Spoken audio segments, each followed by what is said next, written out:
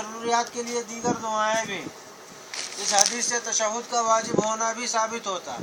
کیونکہ اللہ کے رسول صلی اللہ علیہ وسلم نے کہا کہ تم میں سے جو کوئی نماز پڑھے تو یہ پڑھے، ہے نا؟ کہہ رہے ہیں کہ حضرت عمر، حضرت عبداللہ بن مسعود اور امام ابو حنیفہ رحمہ اللہ وجوب کے قائل ہیں، دوسرے اہل علم کے نزدیک فرض ہے۔ حضرت عبداللہ بن مسعود رضی اللہ تعالیٰ عنہ کے تشہد کے جو الفاظ مروی ہیں، امام ابو حنیفہ رحمہ اللہ اور اکثر علماء نے انہیں پسند کیا ہے، کیونکہ یہ تشہد کے باب میں صحیح ترین روایت ہے، اور امام شافعی نے حضرت عبداللہ بن عباس سے مروی تشہد کو اختیار کیا ہے۔ یہ فضالہ ابن عبید کہتے ہیں کہ اللہ کے رسول صلی اللہ علیہ وسلم نے ایک آدمی کو سنا، یدعو فی صلاتہ، جو اپنی نماز کے اندر دعائیں مانگ رہا۔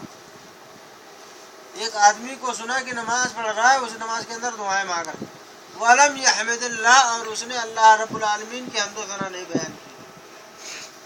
یعنی گیا فوراً ہی اللہ تعالیٰ ایسا کر دے، اللہ تعالیٰ ایسا۔ دعا کے جو اصول ہے کہ شروع میں اللہ کی تعریف بیان کریں، جیسے ہم تقریر کرتے ہیں تو شروع میں کوئی بھی مقرر ہوتا ہے تو چاہے چھوٹا ہی جو ہے جو خطبہ ہے پڑھے،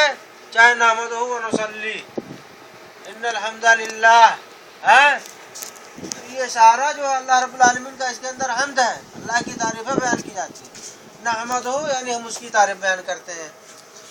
مقرر آتا کہتا ان الحمد للہ، بے شک تعریف حمد اللہ کے لیے، سمجھ رہے؟ تو سب سے پہلا کام جو ہمارا ہونا چاہیے کہ اللہ رب العالمین کی حمد و ثنا بیان کی جائے، کیونکہ حدیث کے اندر آتا ہے کل امر ذی بال لم یبدأ بحمد اللہ فهو اقطع وابتر،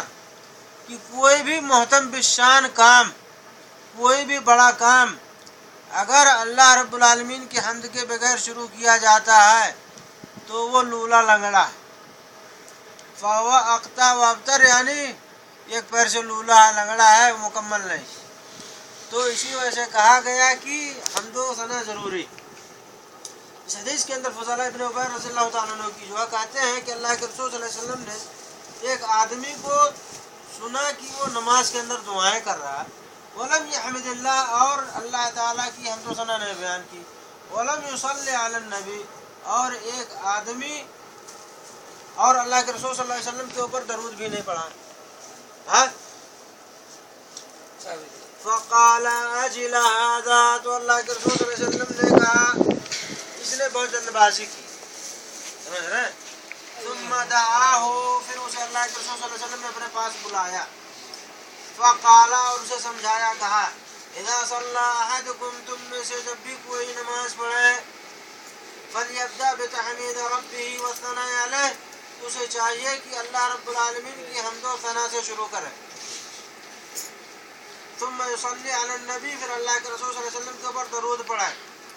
ثم یدعو بما شاء، پھر اس کے بعد جو چاہے وہ دعا کرے، ہے نا؟